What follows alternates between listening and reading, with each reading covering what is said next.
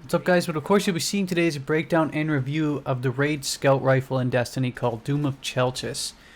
This weapon has a chance to drop from the raid boss Oryx himself and can drop anywhere between 300 to 310 light.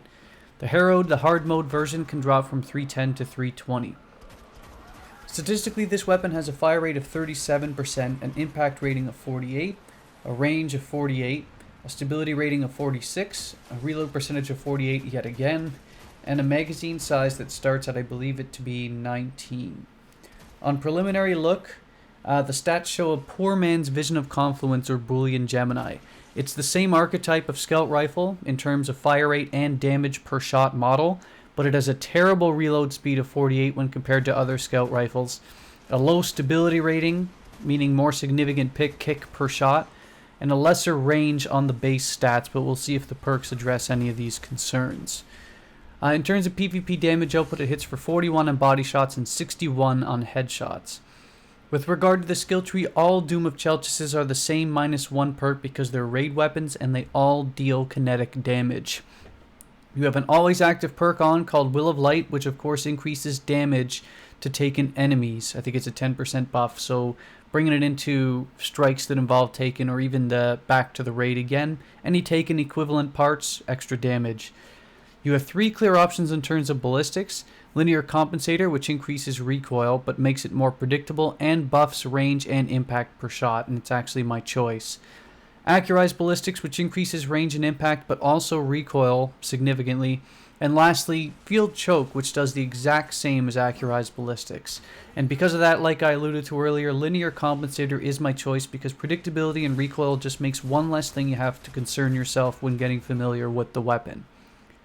When breaking down the skill tree, the first perk is called Cocoon, which reloads the weapon when you switch weapons for about 5 to 6 seconds. It's especially useful in raid situations where you want to prioritize DPS instead of reloading all your weapons, and when you pair them in unison with like 2 or 3 raid weapons at once, then you can really chain out the DPS in strikes or in the raid. The next 3 perks which you'll have a choice over are Hand Loaded, which increases the weapon's effective range, Lightweight, which dramatically increases character agility, and Small Bore, which increases range and stability, but it slows down your reload speed, and I think it reduces your magazine size by 2 to 3 rounds, which brings it to about 17. I tend to prefer Small Bore anyway, despite this magazine hit, because range and stability buffs are the 2 perks you want to be as high as possible.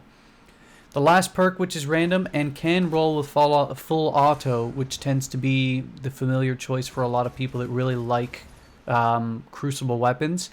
Mine rolled with rangefinder or increased range, so as a result my Doom's effective range is buffed all the way up to 60, or about what you'd expect a very good scout rifle to roll at. So of course that perk's certainly not the best one to have, but I can definitely think of worse perks to use for a scout rifle. In terms of my overall impressions of the gun, in PvE, I find it to be a pretty competent weapon, especially if you're using it in the raid, and especially if you roll with full auto. I infused my previous one into my Hung Jury because I prefer Hung Jury, the Dead Orbit Scout Rifle, better.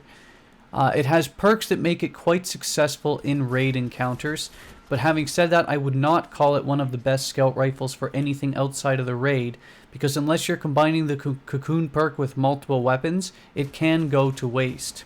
The perks just aren't geared great for great success in the weapon.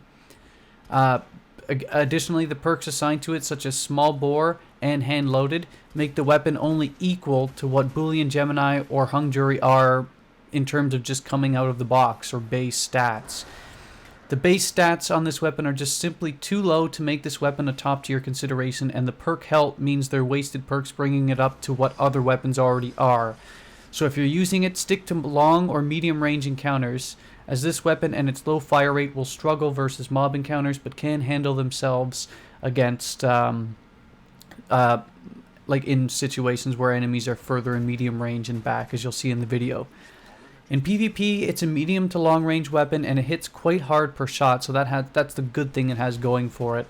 But of course, the lengthy reload make it quite undesirable, considering it doesn't have a large magazine size to begin with, and it will be outdueled by pulse rifles in medium range. A skilled hand can certainly make any weapon work, and this one is no exception, but there are far better scout rifle alternatives out there, and that's completely neglecting the other weapon classes. This might be addressed in the December weapons patch, of course, where scout rifles are probably going to become the new meta, and hand cannons might be more competitive, but as of right now, this scout rifle's stats are just too low to make it a top-end consideration.